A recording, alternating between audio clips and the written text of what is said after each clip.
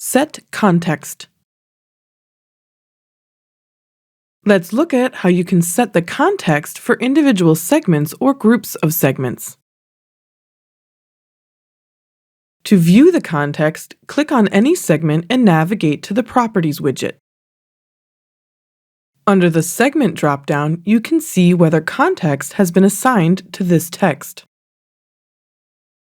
You can set a new context to the segment by simply activating it. This will let you add context to the single segment.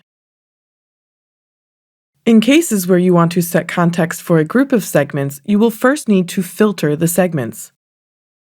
This is done using the Power search bar.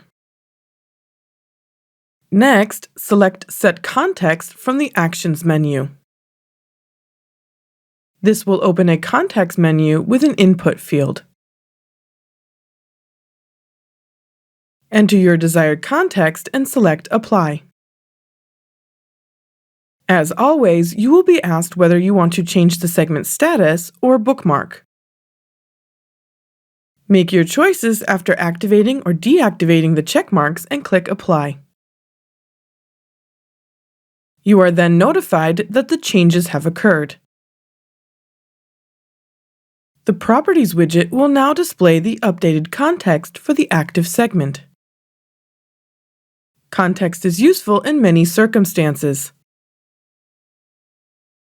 For example, it may show you that a segment you're working on is a headline, a subheadline, or just plain text.